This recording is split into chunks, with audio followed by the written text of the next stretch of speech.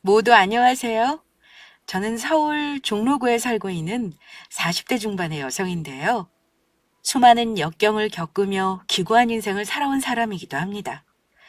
독하디 독한 시모에게 모진 시집살이를 당하다 하나밖에 없는 딸과 함께 바란남 남편에게 버림받았으니까요.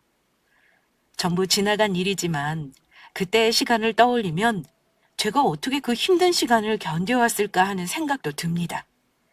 그때는 남편과 이혼한 후 앞으로 딸아이를 데리고 뭘 해먹고 사나 걱정하며 앞길이 막막했었는데 지금 생각하면 그런 인간 같지도 않은 놈과 이혼하길 정말 잘했단 생각입니다.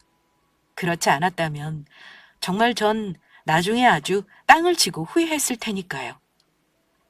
남편과 헤어지고 빛나는 저의 인생 2막이 시작되었으니까요. 남편과는 지인의 소개를 통해 만나 연애 결혼을 하게 되었는데요. 지인과 함께 있는 절 우연히 보게 된 남편이 저에게 첫눈에 반했다고 하더라고요. 그래서 지인을 졸라 저와 소개팅을 하게 되었고요. 사실 남편과 연애를 할 때만 해도 전 결혼까지 할 생각은 없었습니다. 그러나 저를 너무 사랑해주는 헌신적인 그의 모습에 마음을 고쳐먹게 되었던 것이죠. 왜냐하면 저는 아빠를 일찍 떠나보내고 홀레던 엄마가 계셨거든요. 엄마는 시장에서 작은 식당을 운영하시며 힘들게 저를 키워내셨습니다. 그런데 막상 그런 엄마를 두고 결혼을 하려니 마음에 걸리더라고요. 그런데 엄마는 그런 제 마음을 어떻게 아셨는지 아무 걱정하지 말고 그이와 결혼하라고 하더라고요. 엄마는 언젠가 저보다 일찍 떠날 사람이라고 그렇게 되면 세상에 저 혼자 남게 된다며 저에게도 평생을 함께 해줄 가족이 필요하다면서요. 저를 혼자 두고 엄마가 세상을 떠나게 된다면 그게 엄마에겐 더욱 큰 걱정이라고 하셨죠. 그래서 저도 생각을 바꾸어 그이와 결혼하기로 마음을 먹게 된 것입니다. 그런데 그이와 결혼을 약속하고 시어머니를 만나러 시댁에 인사를 드리러 갔을 때부터 그리 순탄하지는 못했습니다. 시아버지를 먼저 보내고 홀로 되신 건 시어머니도 마찬가지일 텐데 홀 어미에다 시장에서 식당 일을 하는 저의 엄마를 보고 마음에 들어하지 않으신 겁니다.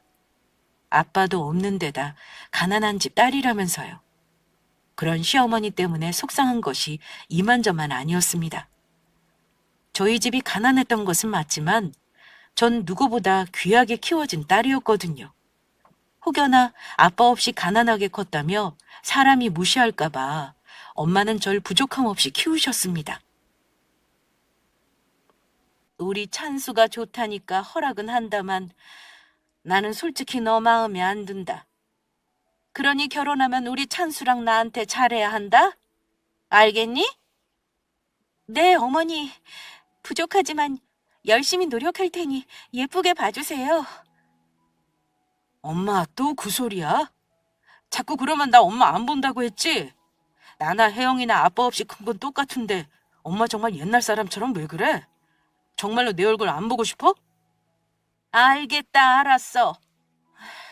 뭔 말을 못하겠네. 결혼 반대하면 지 엄마 얼굴이나 안 보겠다고 하긴 하고 저런 걸 자식이라고. 아휴. 저를 못마땅해 하는 시어머니를 보며 그이와의 결혼이 걱정되지 않은 건 아니었지만 그때는 남편이 워낙 저에게 잘했기에 안심했었습니다. 그이라면 믿고 결혼해도 될 것 같았죠. 시어머니와 무슨 일이라도 있을 것 같으면 늘 나서 막아주던 든든한 남편이었으니까요. 그리고 혹 우리 집 사정 때문에 시댁에 무시당할까봐 저의 혼수며 예단이며 엄마가 신경 써서 해주셨거든요. 그래서인지 시어머니도 더는 저를 구박하거나 타박하지 않으셨습니다. 하지만 그것도 오래가지는 못하였죠. 남편과 결혼 후 단 한 번도 오지 않았던 저희 신혼집에 시어머니께서 처음 오게 되었는데 저희 신혼집에 들어서자마자 한다는 소리가 엄마 어서 와. 오는데 고생 많았지? 어머니 오셨어요? 아유 냄새. 이게 다 무슨 냄새니? 어머니 오신다고 어제부터 그 일랑 열심히 청소했는데 냄새라니요. 집안에서 웬 식당 반찬 냄새가 이리 진동하는지. 새아가, 너 혹시 너희 사돈댁 가게에서 반찬 얻어왔니? 아유, 지독해. 아우, 내 골치가 다 아프구나. 엄마 무슨 말이 그래? 처음으로 우리 신혼집에 와서 한다는 소리가 고작 그거야? 그리고 냄새는 무슨 냄새? 나는 하나도 안 나는데. 괜히 우리 혜영이한테 트집 잡으려고 그러는 거지? 앞으로 그럴 거면 우리 집에 찾아올 생각도 하지 마. 얘는 내가 뭐라 그랬다고 흥분해서 그러니? 알겠다. 앞으로는 그런 소리 안 하도록 조심하마. 그런데 너희는 같이 살아서 모르겠지만 나는 냄새를 안 난다고 할 수도 없고 나보고 어쩌라는 건지 모르겠다. 이젠 무서워서 무슨 말도 못하겠네. 시어머니가 저희 집에 방문한 것은 그날 딱 한 번뿐이었습니다. 이후에는 저희 집의 발길을 뚝 끊으셨죠. 그리고 저를 괴롭히는 시어머니에 대한 남편의 감시가 심해지자 시어머니는 남편이 없는 데서만 저를 괴롭히기 시작하더라고요. 어느 날 저를 시댁으로 부르시더라고요.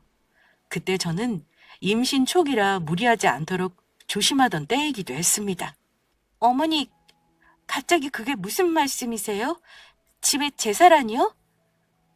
나도 깜빡하고 있었는데 글쎄 오늘이 돌아가신 뒤 시할머니 제사지 뭐냐?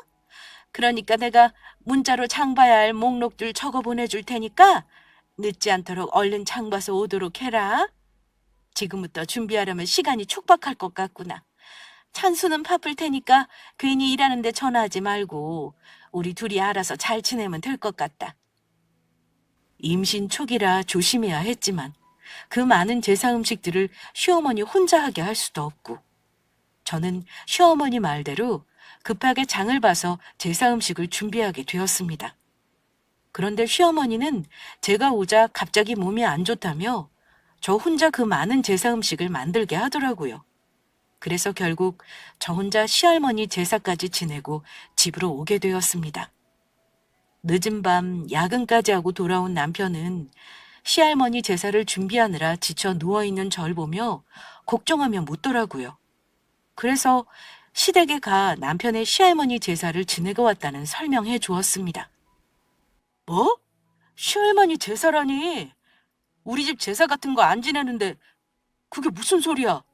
그리고 할머니는 교회 다니셔서 당신 돌아가시고 제사 같은 거 지내지 말라고 신신당부하셨다고. 그게 무슨 소리야? 집에 제사가 없다니. 그러면 어머니께서 일부러 나 골탕 먹이려고 거짓말하셨단 소리야? 엄마 진짜 너무하네.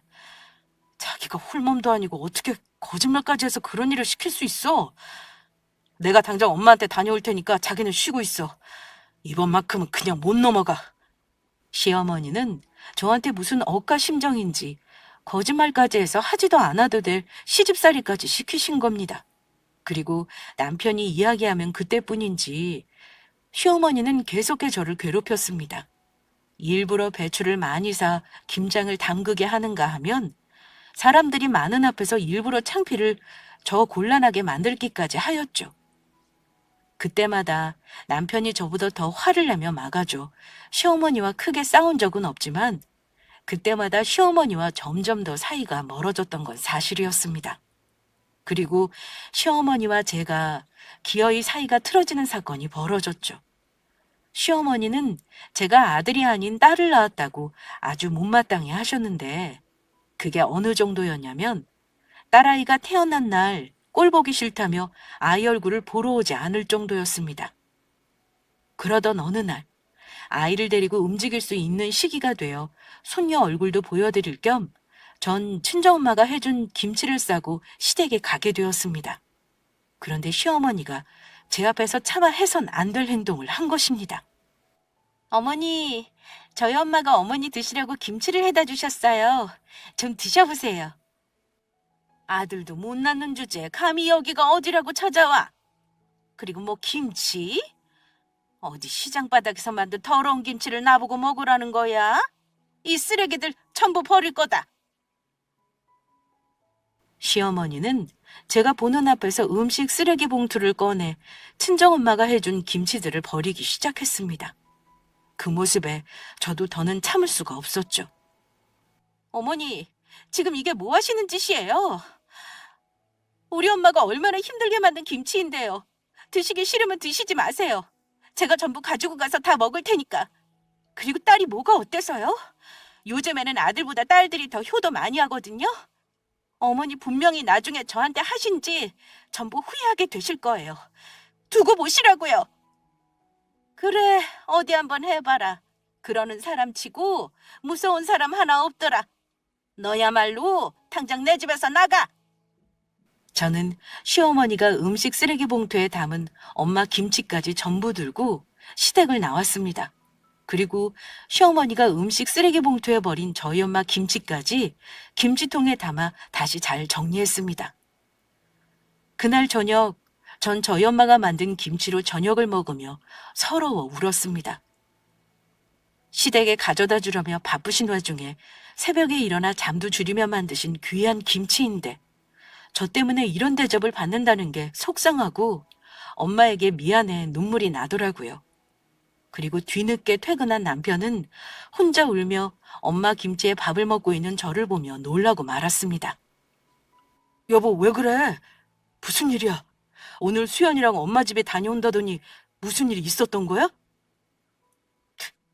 그게 그러니까 제 이야기를 듣던 남편은 시어머니에게 연락을 했습니다. 앞으로는 저희 가족이 시댁에 갈 일은 없을 거라며 시어머니 혼자 잘 살아보라고요. 다시는 서로 얼굴 보고 살지 말자고 그렇게 말하더군요.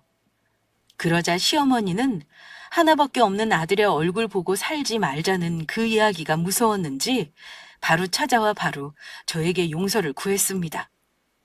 다음부터는 절대 그러지 않겠다고 잘못했다면서 맹세까지 하더라고요. 그날 마지못해 시어머니의 용서를 해준 것은 사실이지만 그 이후 저도 시어머니에 대한 마음을 아예 놓아버렸습니다. 시어머니와 대면대면한 사이가 된 것입니다. 시어머니도 시어머니의 생일과 추석과 설날 딱 3번만 보게 되었고요. 그 이상은 시어머니 얼굴을 보고 싶지 않다는 말에 남편도 그러라고 하더라고요. 어찌되었든 시어머니의 일이 해결되고 나니 저희 세 가족은 아무 탈 없이 행복하게 사는 듯 하였습니다. 아주 잠시뿐인 행복이었지만 말이에요. 그러나 몇 년 후, 전 제 인생에서 2번 다시 없을 크나큰 배신이 당하게 되었습니다. 그것도 같이 한 이불을 덮고 살던 저희 남편에게서요. 딸아이가 초등학교에 들어갈 무렵 다정하기만 했던 남편은 다른 사람처럼 변해버린 것입니다. 저를 무시하며 막대하기 시작한 거죠. 게을러 빠져서는 매일 집에서 아무것도 안 하고 빈둥빈둥 놀기나 하고 당신도 좀 꾸미고 다니고 그래.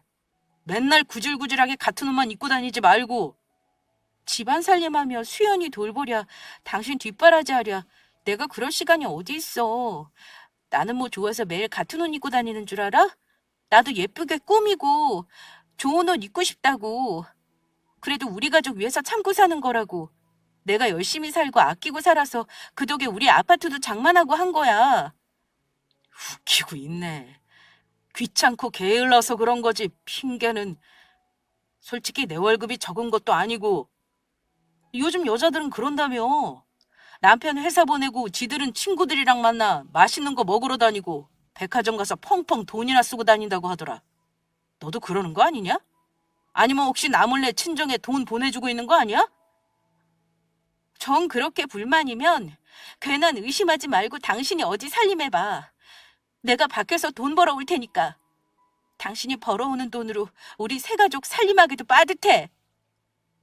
당신이 무슨 능력으로 밖에 나가 돈을 벌어. 그럴 능력은 되고?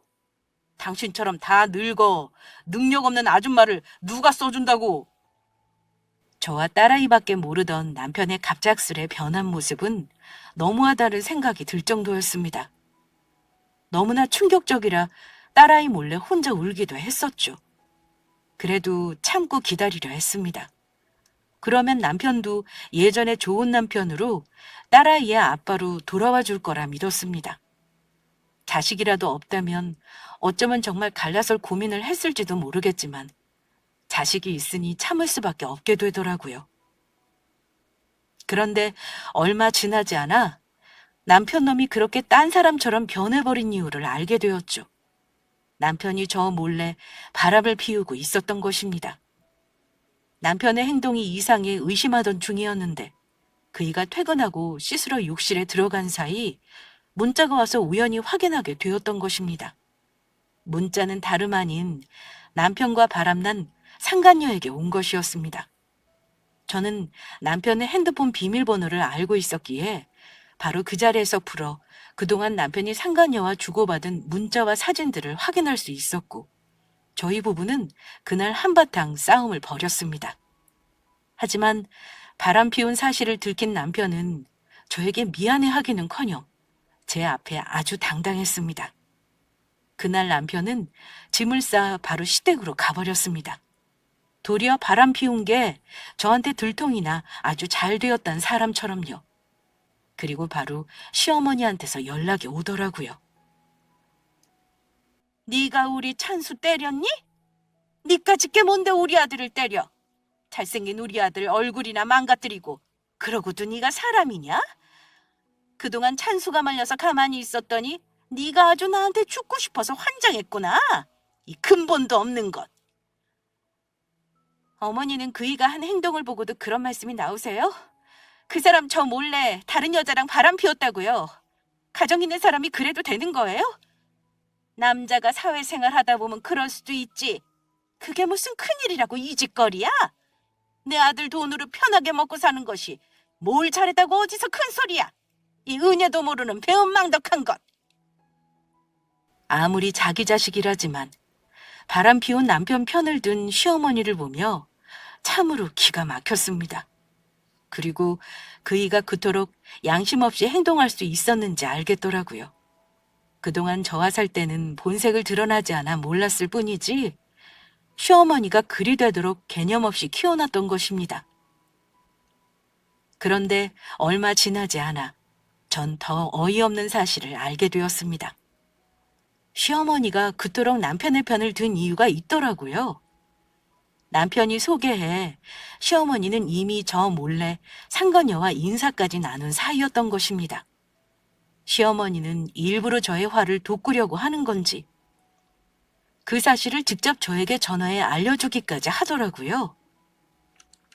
남편과 바람을 피우는 상간녀는 제법 장사가 잘 되는 식당을 운영하고 있었던지 남편이 돈 잘 버는 여자를 만난다고 아주 좋아했습니다. 저희 엄마가 식당을 한다고 했을 때는 무시하더니 매우 다른 반응이었죠. 그 상간녀를 제 앞에서 추켜 세우기까지 했으니까요. 집에서 남편이 벌어다 준 돈이나 쓰며 살림이다 하던 네가 뭘 알겠냐만. 지금 찬수가 만나는 여자는 너랑은 아주 딴판이더구나. 성공한 사람이라 그런지 몰라도 나한테 거금 100만 원을 용돈 쓰라며 주더구나. 비싼 물건도 아무렇지 않게 턱턱 선물해주고 아주 통이 큰 게 싹싹하니 마음에 들어. 어머니, 지금 그 여자랑 만나기까지 하신 거예요? 그이랑 바람난 여자를요? 그래, 만났다. 우리 아들이 좋아하는 여자라는데 내가 좀 만나면 안 되니? 그이나 어머니나 정말 뻔뻔하시네요. 하다못해 짐승들도 어머니나 그이처럼은 안 굴 거라고요. 뭐? 지금 짐승이라고 했니? 네, 짐승이라고 했습니다. 그이랑 어머니가 하시는 행동이 딱 수준이라 그렇게 말씀드렸어요. 왜요? 정 그렇게 싫으면 네가 우리 아들을 떠나면 되는 거 아니냐? 너희들 당장 갈라서란 소리다. 나도 네 목소리 듣는 거 아주 징그러우니까 너 만날 때마다 네 몸에서 나는 싸구려 식당 반찬 때문에 아주 코가 썩는 것 같아. 그리고 시어머니와 전화를 끄는 그날 저녁 남편에게 한 통의 문자가 왔습니다. 우리 이혼하자. 이혼 서류 준비할 테니 조만간 만나서 도장 찍자. 그리고 우리 효진이 만나니까 알겠더라. 너같이 집에서 아무것도 안 하고 빈둥빈둥 노는 여자보다 일하는 능력 있는 여자가 얼마나 멋있고 매력적인지. 그동안이야 아이와 남편을 보고 참고 살았다지만 남편이 바람을 피운 걸 알게 된 마당에 제 입장에서 우리 두 사람의 이혼은 아주 당연한 것이었습니다. 하지만 제가 그동안 남편과 시어머니의 행동을 보고도 참고 넘어갔던 이유는 바로 증거를 모으기 위해서였죠. 뻔뻔한 남편 자식은 저와 합의 이혼을 꿈꾸나 본데 절대 그렇게 그놈이 원하는 대로 해줄 수 없는 것이었습니다. 잘못을 했으면 그에 따른 대가를 치르는 것이 맞는 것이었죠. 그래서 전 남편에게 법적으로 소송을 걸어 이혼을 하고 남편과 이혼녀에게 위자료까지 제대로 톡톡히 받아낼 생각이었습니다. 그런데 이미 시어머니와 남편이 저에게 했던 말들과 통화 내용을 핸드폰으로 저장해두어 증거는 차고 넘쳤지만 확실한 증거를 찾게 될 기회가 생겼습니다. 시댁에 남편과 상간녀가 같이 있다는 소식이었죠. 시댁 동네 근처에 제 친구가 살고 있었는데 저희 시댁으로 남편과 어떤 여자가 들어가는 모습을 우연히 보게 되었다는 것입니다. 시댁의 남편과 찾아갈 여자는 상간녀밖에 없었고 그 소식에 저는 바로 시댁으로 달려갔습니다. 증거를 찾기 위해서도 있었지만 아직 이혼도 하지 않는 저를 두고 남편이 상간녀를 시댁에 데리고 갔단 소리에 머리 끝까지 화가 났었습니다. 그리고 저의 벨소리에 문을 열어둔 시어머니를 지나쳐 거실로 가보니 상간녀와 웃으며 과일을 먹고 있는 남편의 면상이 보이더라고요. 저는 남편의 면상을 보자마자 바로 그이와 상간녀에게 달려들었죠. 이 개만도 못한 것들아! 그리고 남편을 집중적으로 패주었습니다. 그러자 시어머니와 상간녀는 저를 말리며 때리더라고요. 그래서 저도 지지 않고 시모와 상간녀에게 뺨까지 차례대로 갈겨주었습니다. 몸싸움이 끝난 뒤 어느 정도 상황이 정리되자 상간녀가 저를 향해 아주 당당하게 이야기하더군요. 저 그이 많이 사랑해요. 그러니까 이만 물러나 주시죠. 나도 너 같은 며느리 필요 없다. 아빠 없이 자라서 그런가 아주 배워먹지 못한 것이 무식해서는 어디 감히 시어머니한테 손찌검을 해? 내가 너라면 아주 징글징글해. 그래, 나도 아주 너라는 여자한테 질렸으니까 당장 갈라서자고. 그리고 우리 효진이는 나랑 결혼하면 너랑 다르게 아들도 낳아준다고 했어. 어머니가 먼저 저 때리셨잖아요. 그것도 바람 피운 당신 아들 편들겠다고. 그리고 당신 언제는 우리 딸 하나로 충분하다며? 왜 인제 와서 딴소리야? 하긴 그렇게 줏대가 없으니까 바람까지 피웠겠지. 다 필요 없고 나도 아들 낳아서 내 아들이랑 목욕탕 좀 가보자. 더 이상 구질구질하게 굴지 말고 우리 그만 끝내자. 당연히 헤어져야지. 그러면 나랑 안 헤어지려고 그랬니? 인성 쓰레기에 답 없는 시모에 너 같은 더러운 놈이랑 내가 뭐하러 아쉬워서 계속 같이 사니? 그런데 그냥은 못 헤어지지. 내가 상처받은 만큼 법적으로 소송 걸어서 내 놈이랑 상간녀한테 위자료까지 전부 받아내고 이혼할 거야. 남편을 향해 말을 맞은 저는 상간녀에게도 한마디 해주었죠. 지금 아무리 시어머니와 남편에게 잘한다고 해도 시어머니에게 선물 공세까지 하며 다 늙은 중년 남자에게 붙어있는 여자라니 그 의도야 뻔한 것이니까요. 그리고 너 정신 차리는 게 좋을 거야. 이 볼 것 없는 놈한테 뭐라도 떨어질 거 있나 해서 붙어있나 본데 이놈 생각보다 가진 돈도 별로 없거든? 그나마 나랑 살아서 이만큼 살 수 있었던 거라고. 제가 무슨 돈 보고 그이 만난 줄 아세요? 돈이라면 저도 있어요. 저 그이 진심으로 사랑한다고요. 독한 것이 그냥 헤어질 생각 안 하고 끝까지 우리 아들 베껴 먹으려고. 시장에서 식당이나 하는 지엄마 닮아서 그런지 천박하기 짝이 없어. 천박한 건 바로 당신들이겠지. 얼마나 개념 없고 무식하면 바람 피운 아들 편이나 들고 당당히 하는 그 아들놈이나 애미나 아주 똑같이 천박해. 나야말로 더러운 너희 같은 것들이랑 상종하기 싫어서 이만 꺼져줄 테니까 어디 얼마나 잘 먹고 잘 사는지 두고 보자. 하지만 더 경악스러웠던 것은 시댁의 현관문을 열고 나가려는 나를 향해 이야기하는 남편 자식의 말이었습니다. 아, 그리고 수연이는 당신이 데려가서 키워. 나는 수연이 데리고 살 마음 없으니까. 나 재혼하게 되면 새 살림 차려야 하는데 우리 새로운 가정에 이혼한 전처딸이랑 같이 살 수는 없잖아? 나 우리 효진이랑 새롭게 다시 시작하고 싶다고. 안 그래도 우리 딸 내가 데려가려고 그랬다. 소중한 우리 수연이 너 같은 쓰레기 놈한테 절대 맡길 수 없으니까. 네 놈한테 맡겼다가 우리 수연이 인생까지 망치려고? 너 같은 놈은 우리 수연이 아빠 될 자격도 없어. 우리 수연이를 당신 딸로 두기에는 아깝다고. 결국 전 남편과 이혼을 하게 되었고 위자료와 재산 분할까지 전부 받아냈습니다.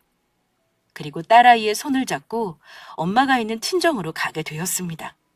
그런 절 보며 엄마는 제 손을 잡더니 한동안 말없이 저를 꼭 안아주었습니다. 그런 엄마 품에서 저는 펑펑 울었죠. 아무 걱정하지 마.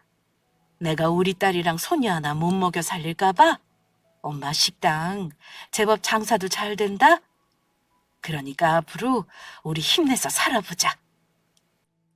엄마. 그 후 저는 엄마 밑에서 식당 일을 도우며 일을 배우기 시작했습니다. 딸아이를 위해서라도 악착같이 살아야겠다는 생각뿐이었죠. 열심히 일해 성공해 누구보다 잘 살게 되는 것이 남편과 시어머니를 향한 최고의 복수라고 생각했으니까요. 그런 놈을 만나 결혼을 하게 된 것은 인생에서 가장 후회되는 일이지만 하나밖에 없는 예쁜 딸아이를 낳게 된 것은 인생에 둘도 없는 선물이란 생각이었기에 과거를 생각하며 후회하기보다 앞을 보며 열심히 살아보기로 한 것입니다. 그렇게 6년이란 시간이 흘렀고 갖은 고생 끝에 저는 성공이란 것을 손에 쥘 수 있었습니다. 전 유명 인사들까지 찾아와 밥을 먹는 고급 한정식 집의 대표가 되어 있었으니까요. 다행히 엄마 식당 일은 제 적성에 맞았고 손마디가 굵어지며 억세졌지만 엄마와 함께하니 힘들다는 생각도 전혀 들지 않았습니다. 딸아이도 곁에서 제가 고생하는 것을 보고 자라서인지 말썽 없이 잘 커주었고요. 엄마는 김치를 정말 맛있게 잘 담그셨는데 맛있다는 소문이 나서인지 간혹 식당으로 김치를 사러 오시는 손님들이 계셨습니다. 그것을 보고 저는 엄마에게 김치를 만들어 본격적으로 팔아보자고 권유를 했고 엄마 식당에서 김치를 팔며 장사를 하다 인터넷 판매까지 하게 되었죠. 그러다 나중에는 가게를 넓혀 김치를 만드는 직원까지 두게 되었고 잘 사는 사모님들까지 저희 가게로 직접 찾아와 김치를 주문하게 되었습니다. 저한테 그런 사업수단이 있는지 몰랐지만 엄마와 저는 점점 더 큰 돈을 만지며 번 돈이 감당할 수 없을 정도가 되었습니다. 그리고 결국 엄마와 저는 꿈을 이루게 되었죠. 나중에 큰 식당을 여는 게 꿈이었는데 열심히 김치와 음식들을 연구해 엄마와 그동안 모아둔 돈으로 김치를 모티브로 한 고급 한정식 집을 열게 된 것입니다. 저희 집 가게 상호를 직접 밝힐 수는 없지만 저와 엄마는 그간의 고생을 보상받듯 큰 성공을 이루게 되었습니다. 고객님들이 가장 좋아하시는 메뉴 중에 하나는 식사 마지막에 나오는 김치말이 국수였는데 엄마가 시장에서 식당을 할 때부터 잘 나가던 인기 메뉴를 고급화시킨 버전이었습니다. 이렇게 말하면 웃기지만 남편이 바람 피워 이혼한 덕에 이루게 된 성공이기도 했습니다. 그런 쓰레기 놈이 더 늦기 전에 본색을 드러내줘 아주 고맙다는 마음이 들 정도였으니까요. 그리고 더는 과거의 시모와 남편 일을 떠올려도 아무렇지 않게 되었습니다. 그런데 어느 날 그런 과거 일을 떠올리게 되는 사건이 저에게 벌어지고 말았습니다. 아니, 더욱 정확히 말하자면 생각지도 못하게 제가 당했던 일에 대해 제대로 된 복수를 할 기회가 생기고 만 것입니다. 바쁘던 식당 일이 더욱 바빠지며 새로운 직원을 뽑게 되었는데 저희 가게가 다른 곳보다 대우가 좋다 보니 소문이나 다른 곳에 비해 지원자가 많은 편이었습니다. 물론 그중에는 저희 식당 일을 배우고 싶어 찾아오는 사람들도 있었지만요.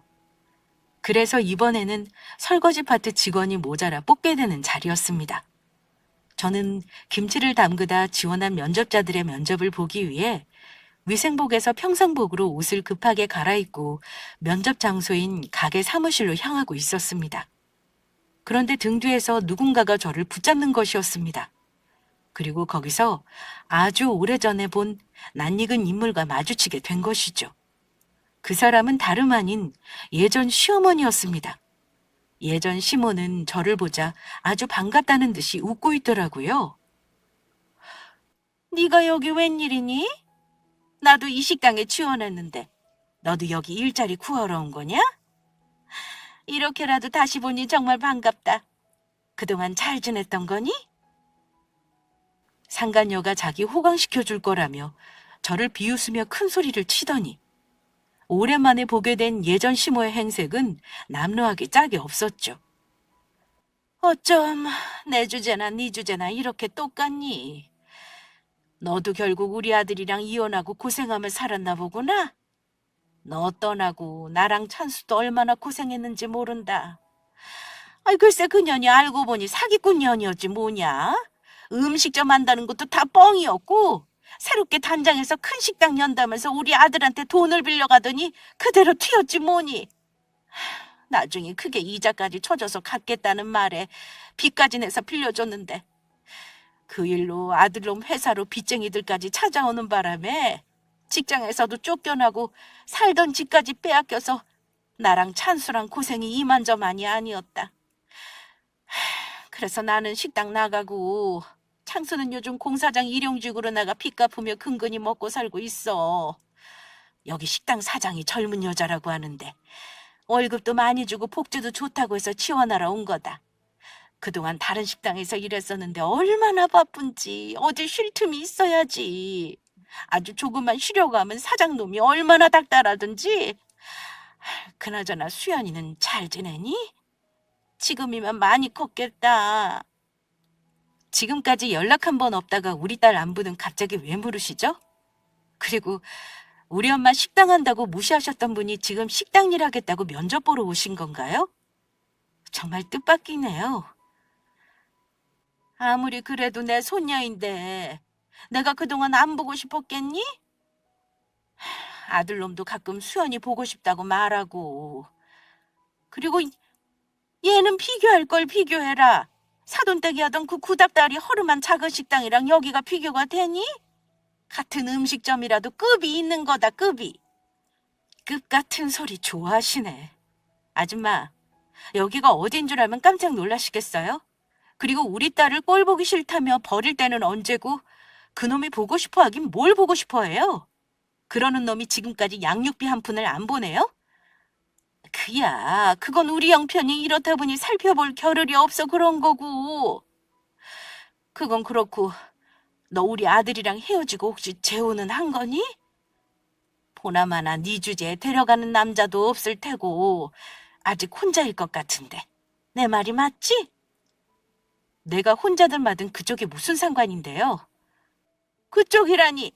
우리 사이가 어찌 될지 알고 그렇게 말하니? 아직 혼자면 우리 아들이랑 다시 잘해보는 건 어떻겠니?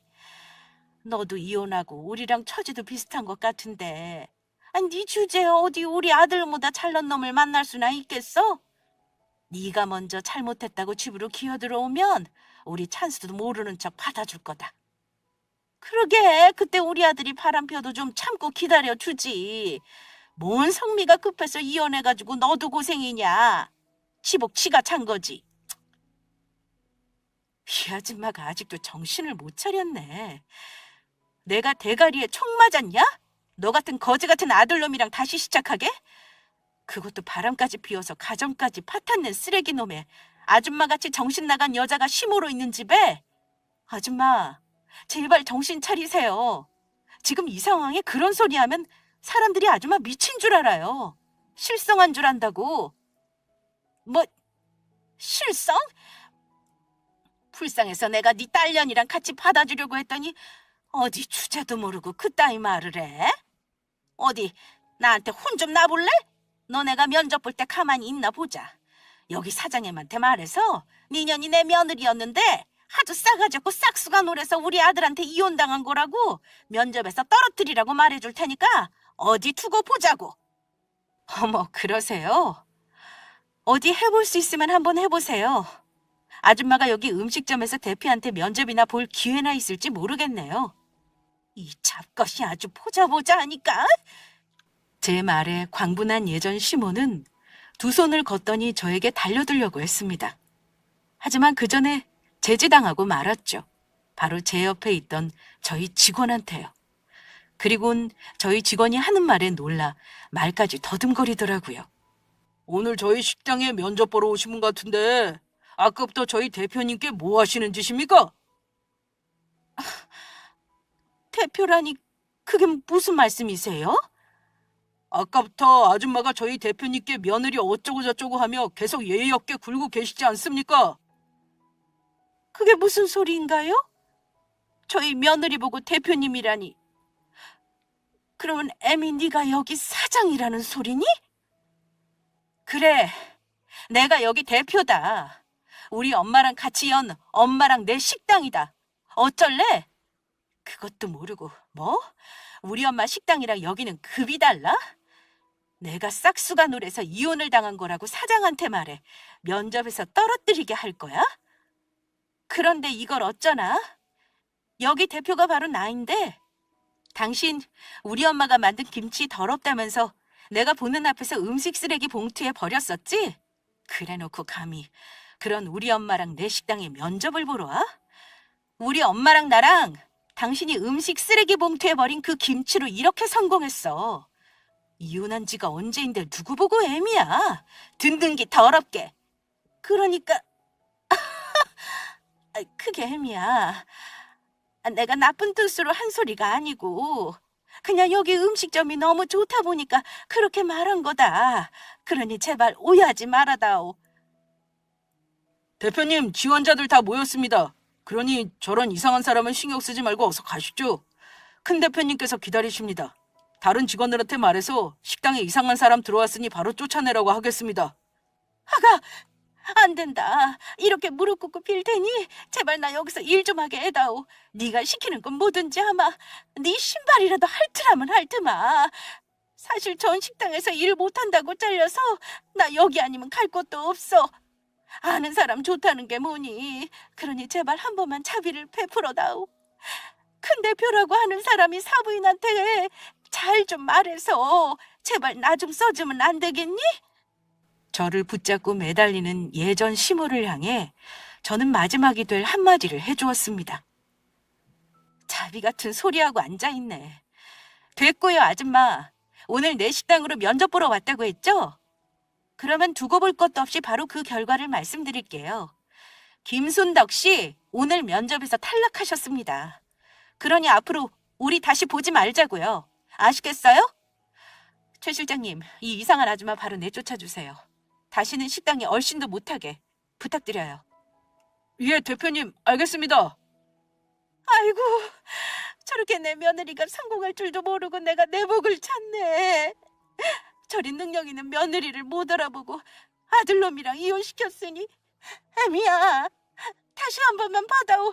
아니, 대표님, 저 좀 한 번만 살려주세요. 제발 한 번만. 과거 일은 전부 잊었다고 생각했는데 직원들에게 끌려가는 예전 시모를 보니 10년 묵은 채증이 내려가는 듯 아주 시원했습니다. 하지만 정신 나간 시모는 거기서 끝낼 생각이 없는지 얼마 후 눈치 없이 전 남편까지 데리고 저희 가게로 쳐들어왔습니다. 그것도 저희 직원들에게 행패까지 부리면서요.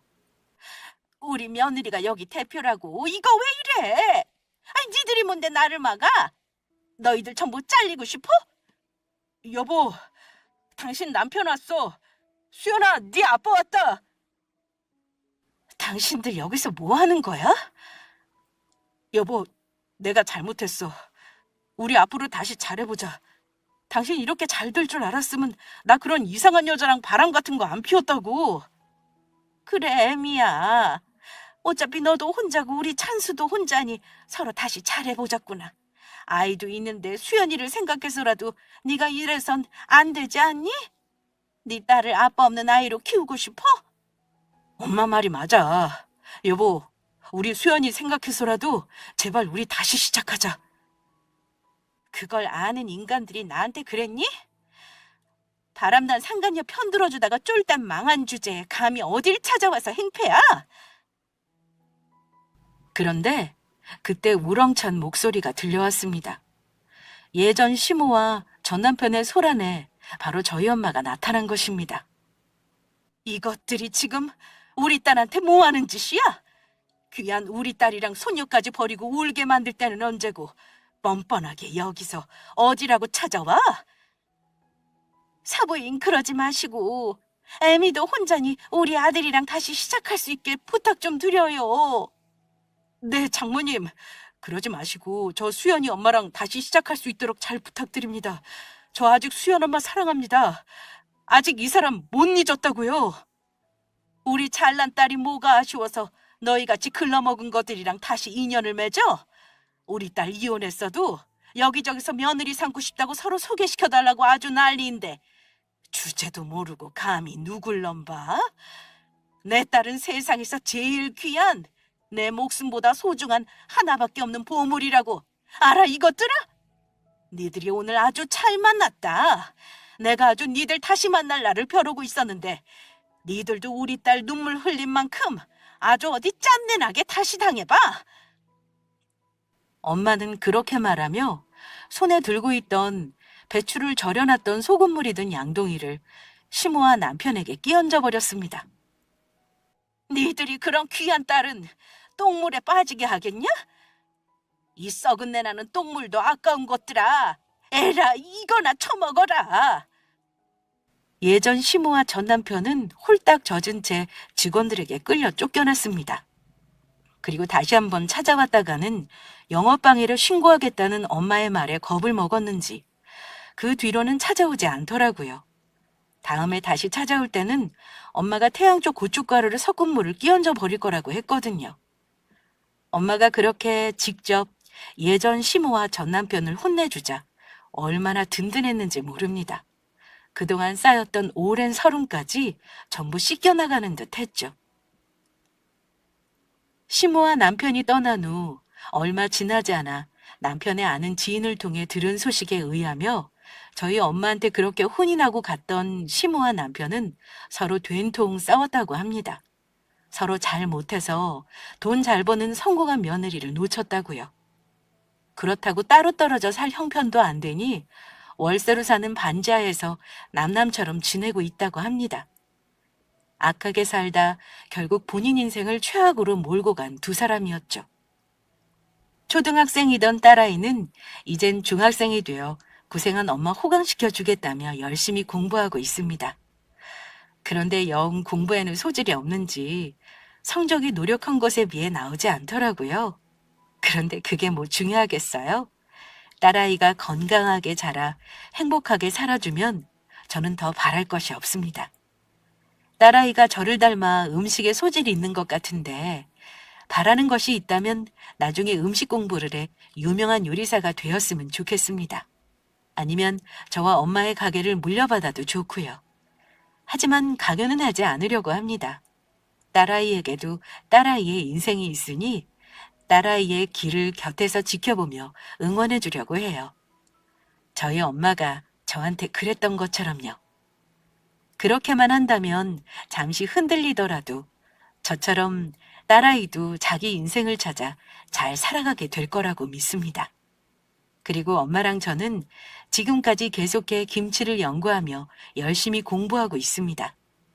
식당에 내놓을 김치를 재료로 한 여러 요리도 계속 개발 중이고요.